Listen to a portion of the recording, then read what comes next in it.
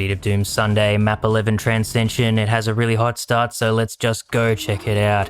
We're back to Joshy, and this is the final map of the first episode of Speed of Doom. That's a pretty good stun. Okay, good. And as you can see, an Archvile and 4 Chain Gunners, and that's usually the best way to deal with this guy. When I say usually, I mean as in usually the only way you're going to get through that without copying a zap is the way I just did it. Sort of getting right up in the Archvile's face and trying to hold him in place, which I kind of didn't do, but you can also get lucky and the Chain Gunners will hit him and distract him, and he'll zap a couple of them for you as well.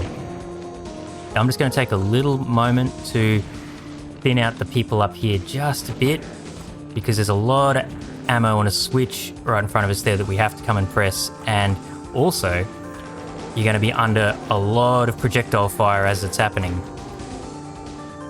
So you'll see in just a sec what I'm talking about. But yeah, the beginning of this map, trying to establish a foothold and get, enough ammo to continue, can be kind of tricky. Also, I do really want that Berserk, but I also kind of feel like I should do a little bit more out here first, just in case it goes badly, because 100 health would be pretty nice to have, because of all the projectile hell, like I was saying. It's like a Japanese bullet hell game out here. Check it out. Well, okay, so these specters are here, I guess, deliberately to slow you down, so that a whole bunch of Mancubi and Revenants and Imps can start trying to ruin your day. But there is also lots of goodies. Let's just back up for a bit, let those Mancubi get it off their chest. Maybe quickly do this room. Got to be done at some point. I figure why not now? And that's exactly what I mean. I could have maybe played a bit better. Damn, they can even come in here. But as you can see, sometimes a projectile can just be coming out of nowhere. And this damn lost soul. What have I been saying about these projectiles? Okay, but I have the Berserk in reserve for these exact reasons. I just want more ammo. Okay, the lost soul, cop Mancubus Fireball. Let's go get that bloody Berserk before I end up getting killed. And now we just need to, I think I got everything. Let me just quickly check. Yep. So we want to kill the Mancubi, but to do that, you kind of want to get this Revenant off your back as well, because then you can fairly safely just stand here and do this. So Transcension, what do I think about this map? I think it's probably the weakest in Speed of Doom so far, I'm afraid to say. Not that I don't like it, I do like it. I think it is a good map. I think like every map in Speed of Doom is good. But yeah, this is the weakest so far. And part of that is that the gameplay is pretty unforgiving. I think, certainly I've heard Mount Pain say it, other people have said it about the way Joshy sort of styles the combat in his maps. Oh, I need this armor first. It can be a bit mean. He takes after the Plutonia school after all. And this map does have some fairly mean moments to it. Certain ambushes that, the battlefield and the types of enemies you're provided with. Man, it's actually very rare for this guy to escape from his little watchtower there. But, whatever. I like to come and kill him now so that there's no more Japanese bullet hell. And, oh yeah, and there's some Chain Gunners here. I guess as we go through the map, you'll see what I mean about the combat scenarios, and also cramped caverns. Yep, here we go. There's a whole section of this map full of cramped cavern combat. And if you've seen my TNT Tuesdays playthrough, you'll know how I feel about cramped caverns. I just said that Joshy's from the Plutonia school, but here he takes a bit after the TNT school.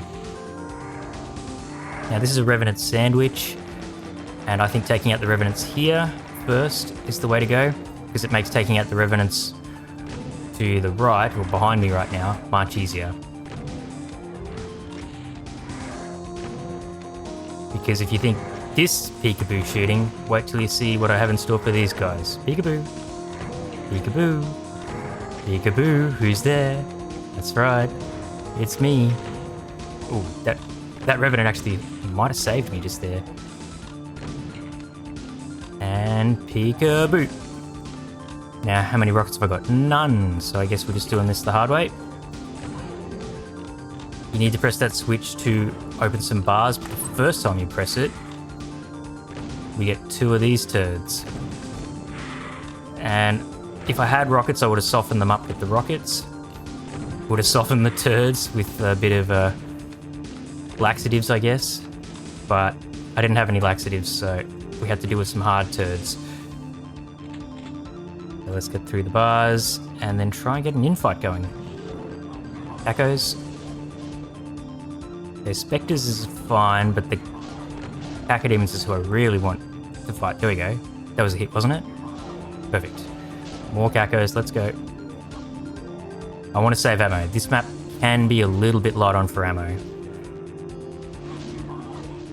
Especially in this section, you'll see why very soon. There's also a third Cacodemon. Is this Mancubus going to lose? No. So after I kill the Cacodemon, we're going to swap to the Whack Whack pack to do a bit of smack smack on the Spacks.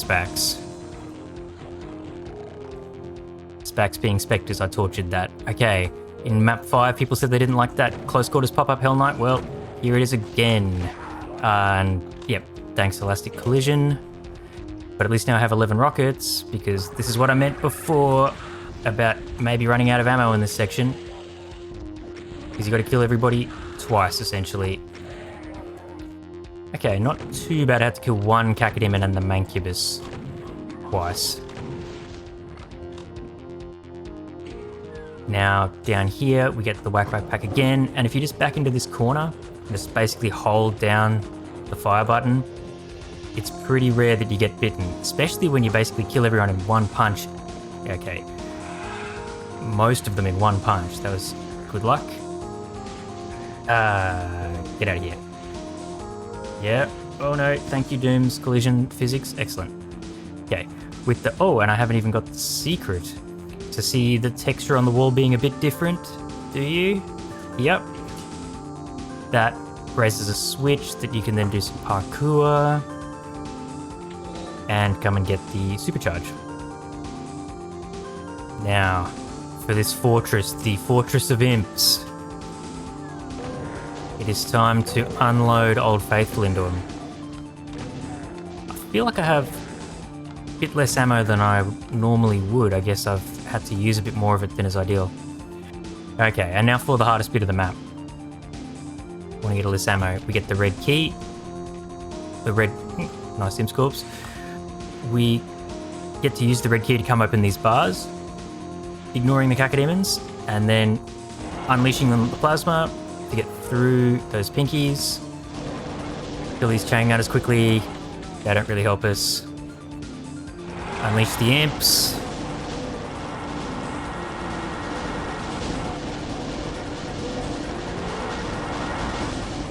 And now there's a whole bunch of Arachnotrons and Revenants and Cacodemons and Pinkies. And what I want to do is blast my way back through the Pinkies. Hopefully that's all of them. It can be a slow teleporter.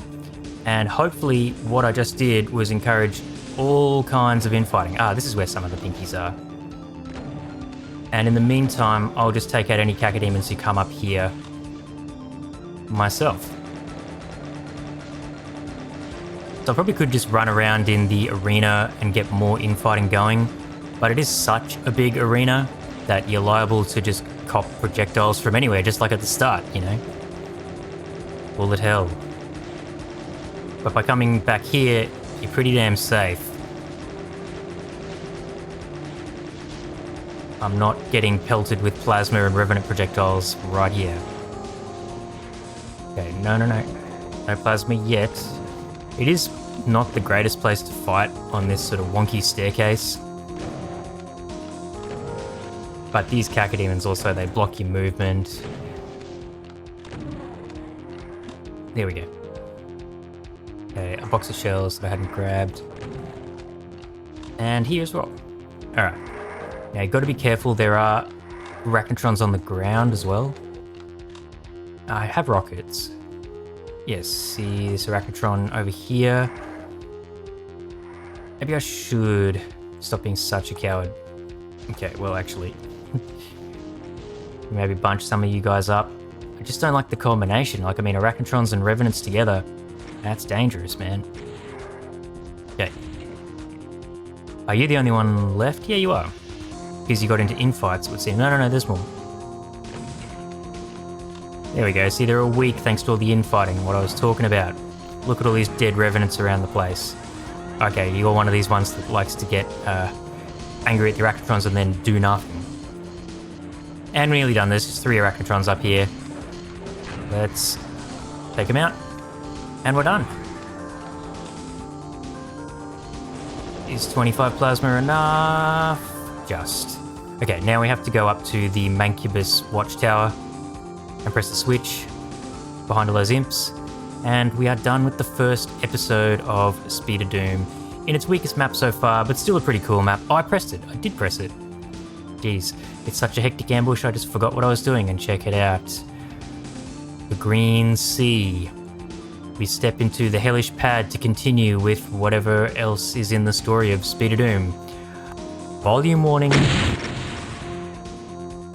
Don't press anything, let the level end. Transcension.